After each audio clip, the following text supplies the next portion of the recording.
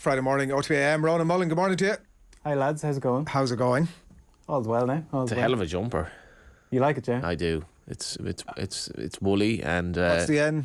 I think it's some sort of cursory play at Michigan, the American Football University, but I wouldn't like to be held to that, Adrian. Counter-ironic as well. Mullen as well. Definitely not a reminder of my initial. Yeah, I think I don't need that on a Friday morning. Katie Taylor's fighting at Wembley tomorrow night. She's up against Karen Carabajal, and all the belts are on the line. Ronan, who is Karen Carabajal? Well, probably not overly known in this part of the world, given this is her first fight outside her native Argentina, and put together a decent resume if you're looking at the numericals. 19-0. She's got 2 knockouts in her last couple of fights, so comes with a little bit of form, but it's all kind of relevant or relative to the caliber of opposition she's been fighting, and it's needless to say she's taking a huge jump up in standard here, and that's why the odds are being borne out as such. Katie Taylor's an unbackable favourite in this fight, and she's had a few, given that her CV is stacked with big names and world title fights and unifications and all these different weight categories and so on. She has had a couple of these ones where, although she says I treat every opponent the same and I fight to a level of standard regardless of the opposition, we have seen that can be difficult. When a fighter comes to survive, Katie Taylor can't necessarily showcase what makes her such a standout star, and that's why she went into the Serrano fight actually as an underdog, because her previous fights were quite underwhelming on her part relative to her standards, and she showed that she can still turn it on when she's up against a top operator. So I'd be cautious that this mightn't be vintage Katie Taylor, like one of her greatest ever displays tomorrow, but it's a means to an end, because the whole Croke Park notion is still on the horizon for next year. There's a million things to unpick there, Ronan, and we'll do that over the course of the next 7 or 8 or 10 minutes.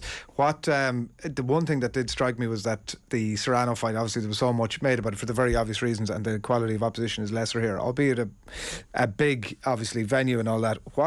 This one really came under the radar. It hasn't been a huge amount of chat about it at all, almost. Yeah, so it's coming on 6 years almost exactly since she made her debut at this same arena, Wembley Arena. And you'll recall then that came a little bit off Broadway as well. It was post-Rio 2016, and we weren't quite sure what Katie Taylor's second act was going to look like, because Rio, for all that it was and what's come to pass and come to light in the years since, it wasn't her best display either. And we kind of thought maybe we've seen the best of Katie Taylor, and she did call time in her amateur days. And professional boxing in the women's code, even 6 years ago, is unrecognisable to what it is now. And what she's managed to put together is quite remarkable. So you look at it in that context, that she's gone from making her debut in the middle of a in the middle of a not overly heralded card at Wembley Arena to topping the bill tomorrow, speaks to the strides, and it's off the back of a huge event in London a couple of weeks ago where Clarissa Shields and Savannah Marshall headlined. So women's boxing has come on leaps and bounds, but to be fair to your point, relative to the pomp and circumstance which was around the Serrano fight, it felt we were talking about that a month in advance and a month after. I think there's just a sense that this isn't quite that kind of occasion, and it's a holding pattern essentially until we get one of those blockbuster fights next year. Nothing is comparable is the point, and that is very fair. She was talking this week about saying our best is yet to come. When you, from a technical point of view, looking back over the Serrano Sharapova, the hand fights, is she mean what she's saying, or is that just fight talk? It's funny, Adrian. It's funny because anytime I've covered these fights, I feel like I've written that exact headline about 10 times. Is that right? The best is yet to come, because she's being sincere when she says it, and the best is yet to come. It seems absurd to say for a 36-year-old that that's still ahead of her, but best is yet to come in terms of what she still brings to the table, because she was saying that ahead of the Pursuin fights, and those were blockbusters.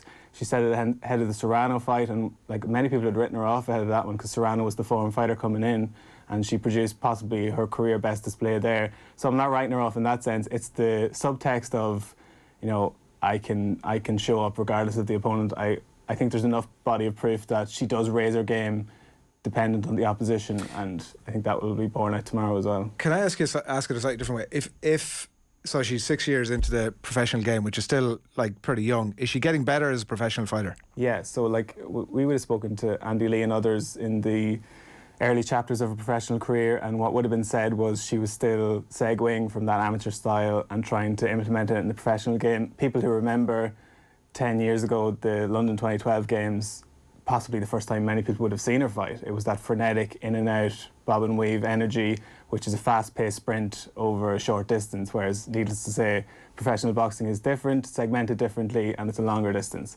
So to try and do that over, you know, a 20-minute period is really difficult, and it's taken her possibly those couple of years to realise that I can do that in bursts but not necessarily sustain.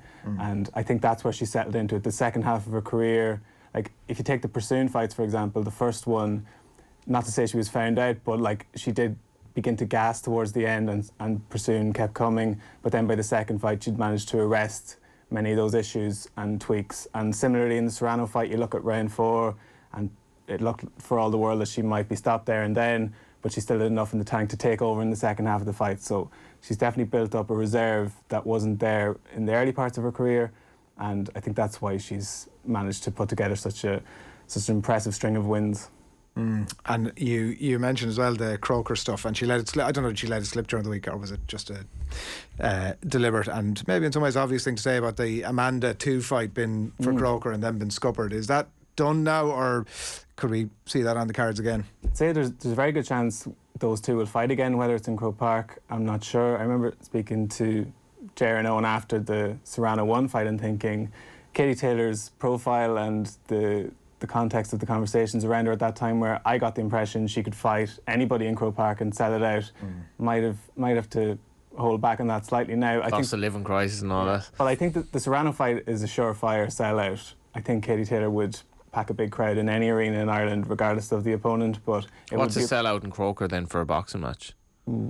It'd be in the realm of 80,000. I'm not sure. I'm not sure what the logistics are of what the Gardaí will actually allow in for a full event. Like, you could possibly get a lot more than that in there, but it'd be historic in any event. Yeah, it'd be an incredible occasion. I saw one of the irishboxing.com lads making the point that she could probably shadow box in there and still sell it out. So that is a good point, and like maybe towards the end of it, if it was billed as like the last ever fight sort of thing, almost that might be I mean, it'd be a slightly unusual context maybe to a fight for Katie Taylor, who constantly says she's getting better and the best is yet to come. But what boxing has taken place in Croke Park historically? Well, the Muhammad Ali one famously, Lou Lewis, was that it? Yeah, the documentary was made to that end, and he was doing a bit of a world tour, the world tour that Elvis never got to do. Muhammad Ali actually did do, and took it around the houses, and you know, there's a very good documentary about it. So, but it wouldn't be a huge cast of fights going back. Like, the professional boxing scene in Ireland, needless to say, it's been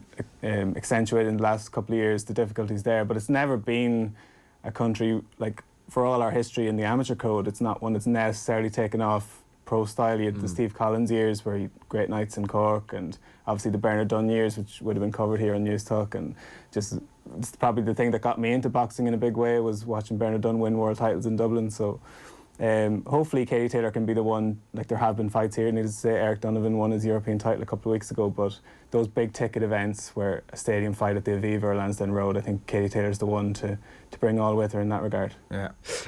One last one, just on, it was something you mentioned earlier on that caught my interest. So Carabajal, 32-year-old Argentinian, 19-0 as you said, and I was kind of wondering about the style of this fight and how it plays out and what we might be able to expect. But you were talking about, I mean, what I took, Ronan, I'm not going to lie, was that she's going to be the big Sam here. She's coming in to park the bus and just try and get out of Dodge with some sort of a reasonable defeat. There's no sense here that, like, you know, this is for her, given her age profile as well, it's the fight of a lifetime. She puts everything into it, and there's potentially an upset, or no? Well, it's a shot to nothing for her in that sense. And Marcus Maidana is her promoter, and people might be familiar with him. He fought Floyd Mayweather twice. He fought Amir Khan, so kind of a big personality banging the drum on her behalf. But yeah, I think it's a park the bus job, as you termed it there, and that's sometimes where the Katie Taylor is a reflexive, counter-punching fighter in many ways, and, you know, likes to elicit attacks from her opponents and then make them pay by make them miss and make them pay, whereas she doesn't often get those opportunities against these kinds of reclusive fighters almost. So that'll be the difficulty. As from an optical point of view, it mightn't be the best fight, but, you know, it's Katie Taylor headlining a show at Wembley Arena, and she'll be keen to like make a point and put on a display off the back of, as I mentioned, that classic show with Clarissa Shields and Savannah Marshall, where Clarissa Shields was basically copper-fasting her stance that I'm the greatest women's boxer of all time, and Taylor would be keen to restore her claim in that regard, I would say. Never heard reclusive fighter before. That's got to be a little bit counter. It's that kind of that's the insight you come like from. Homer Simpson. Like I'm just against Dredrick Tatum. I'm just trying to not die here. Like just Homer's in the pub. Yeah. Weekend. Ronan, fair play. Thanks a million. Thanks a million. Whetted the appetite just nicely to head of that fight for the weekend, and we'll have plenty of reaction to that as well over the course of next week.